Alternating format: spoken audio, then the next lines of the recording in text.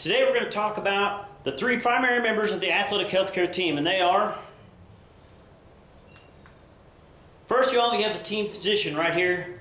Our team physician is Dr. David Randall. The athletic trainer, and this handsome and dapper looking man right here, that's me, Brian Stewart, the athletic trainer here. And the coach, right here, Coach Sandifer. These are the people who play the primary roles in the athletic healthcare team. First of all, the team physician, let's talk about him just a little bit. They coordinate pre-participation, screening, examination, and evaluation, or what is also known as physicals. They manage injuries on the field. When it's a severe injury, they help manage it so it's not such a severe situation, or so that you can get the athlete the right care needed for their injury. They provide for medical management of injury and illnesses. So if anybody's sick and they don't have a regular doctor, or if you're at a college and they need somebody, they help provide for those illnesses for the athletes. They coordinate rehabilitation and return to participation. They help contribute to make sure that the athlete is prepared and goes through the right exercises to get them ready to come back and play in their sport. They provide for proper preparation for safe return and participation after an illness or an injury. They're not going to let somebody come back until they are ready and they can make that decision as to when they're ready to come back. They integrate medical expertise with other healthcare providers, including medical specialists, athletic trainers, and allied health professionals. So they help coordinate to make sure that athlete gets the proper care that they need, even if it is, like they say, in a special situation where there might be a skin problem or maybe a specific foot problem or specific shoulder problem. They can coordinate with those professionals or those specialists to make sure that athlete gets the right care. They provide for appropriate education and counseling regarding nutrition, strength and conditioning, ergogenic aids, substance abuse, and other medical problems that could affect the athlete. So they try to help educate the athletes into the right things to do, right ways to prepare. To provide for proper documentation and medical record keeping. So they help keep records when an athlete does come to their office.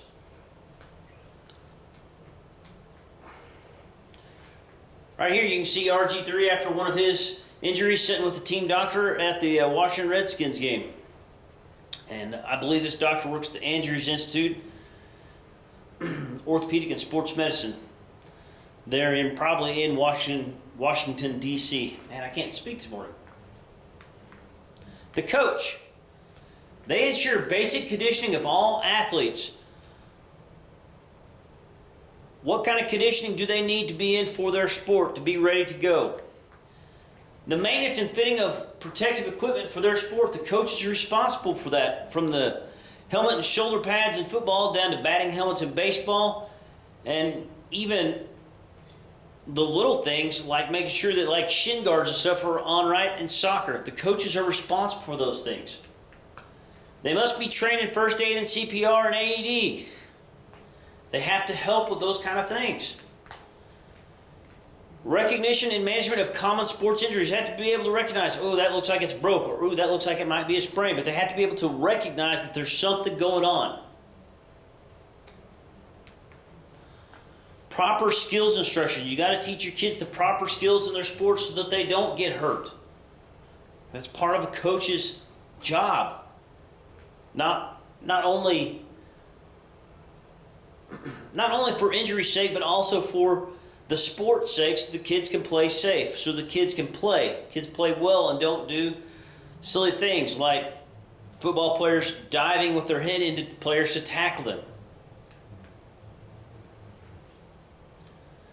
And this is what you see a lot of times on the sideline, as a coach sitting with the athletes and talking with them.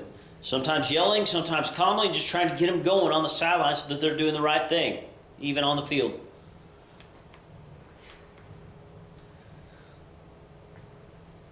The athletic trainer is an allied health professional that must be competent in the handling of athletic injuries and also ensuring the total well-being of the athlete. So as an athletic trainer, You have to be able to understand injuries and how to handle them. You have to be competent enough. You can't just go around guessing about what you're doing. Obviously, you see a situation here where there's a University of Florida player that's hurt and they've got him backboarded and braced and taped down so he can't move. But this athletic trainer's helping handle this situation because he knows how to handle it. He's trained in how to handle this situation where you might have a neck problem. They're involved in the prevention of athletic injuries. We're going to try to do things so that we don't have problems down the road. Recognition, evaluation, and assessment of athletic injuries. We evaluate those things to see what's going on, to see how bad they are, see how bad they're not, see if they need to go to a doctor. Immediate care, caring for the athlete after it happens. An injury happens. Treatment and rehabilitation and reconditioning of athletes. Get them back into shape to go. That is part of an athletic trainer's job. Organization and administration. Organizing a training room. How's it supposed to look? What kind of supplies you're supposed to have? And they're in charge of running that training room. That doesn't fall on any coach or other person. The trainer is responsible for that. Professional development and responsibility. They are responsible for getting their hours to maintain their license or certification. That is an athletic trainer's job. The difference between a coach and athletic trainer is an athletic trainer doesn't teach the sport. They take care of the athlete. Plus, they have a medical license, so they have to do professional development, have to get those hours to maintain, like I say, their license or their certification. That is a responsibility of theirs.